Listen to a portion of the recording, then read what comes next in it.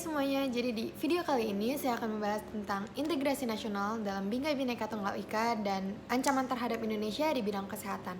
Untuk ancaman di bidang kesehatannya, saya akan membahas tentang yang sedang terjadi sekarang, yaitu virus corona. Jadi videonya itu bakal dibagi jadi dua bagian. Yang pertama saya akan membahas tentang integrasi nasional dulu, lalu selanjutnya saya akan membahas tentang ancaman terhadap Indonesia di bidang kesehatan.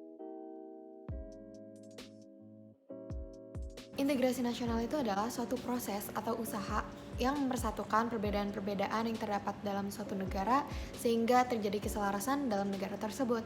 Jadi untuk suatu integrasi nasional, ia juga mempunyai faktor pendukungnya. Nah, faktor pendukung yang pertama itu adanya faktor sejarah yang menimbulkan faktor senasib dan sepenanggungan.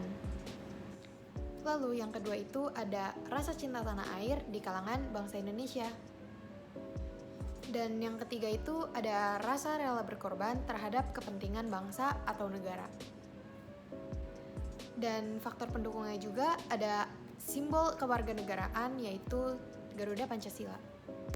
Dan yang terakhir ada pengembangan budaya bangsa Indonesia secara turun-menurun. Dan untuk yang selanjutnya saya akan mulai membahas tentang yang tadi sudah saya bilang, yaitu ancaman terhadap bangsa Indonesia di bidang kesehatan. Saya yakin kalian juga udah pada tahu kalau virus ini itu awal mulanya dari negara Cina, atau lebih tepatnya di daerah Wuhan. Dan virus ini itu merupakan salah satu virus yang penyebarannya tuh cepet banget dan gampang banget nularnya. Sampai saat video ini dibikin, udah ada 2.738 orang yang positif corona dan 221 orang yang meninggal karena corona. Dan saya yakin setelah kalian nonton video ini atau udah selesai nonton video ini, jumlahnya bakal nambah lagi. Tapi kalian gak usah sampai yang kayak panik berlebihan, gak usah sampai takut yang berlebihan. Tapi jangan juga sampai kalian kayak gak peduli sama virus itu gitu. Dan untuk mencegah terkena virus ini, kalian tuh punya beberapa solusi, yaitu untuk mencuci tangan dengan benar. Terus kalian juga kalau keluar, kalian pakai masker.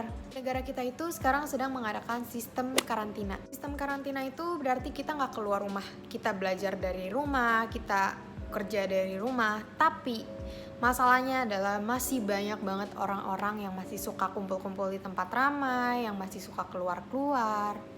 Fakta menariknya adalah, tahukah kalian kalau virus corona itu mempunyai satu jurus, yaitu untuk sembunyi di tubuh orang yang sehat.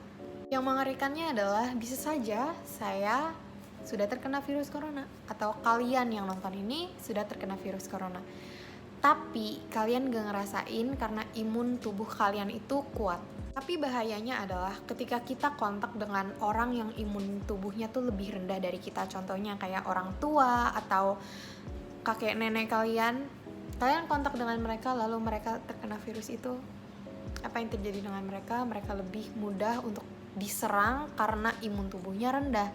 Maka dari itu disebutkan bahwa penting banget yang namanya karantina, dan penting banget yang namanya buat kita untuk sekarang tidak melakukan kontak fisik dengan orang manapun. Dan untuk sekarang juga ada orang yang salah untuk menyemprotkan disinfektan. Mereka banyak yang menyemprotkan ke tubuh mereka untuk menghindari virus corona, padahal itu merupakan hal yang salah banget, merupakan tindakan yang salah banget buat dilakukan, karena itu malah bikin kulit kalian jadi iritasi. Jadi disinfektan itu hanya digunakan ke permukaan benda, bukan ke tubuh. Dan ada lagi yang membuat corona itu semakin meningkat jumlahnya, yaitu dengan cara menjual masker, hand sanitizer itu dengan harga-harga yang sangat-sangat tinggi. Mereka menggunakan kesempatan ini untuk mencari laba sebesar-besarnya.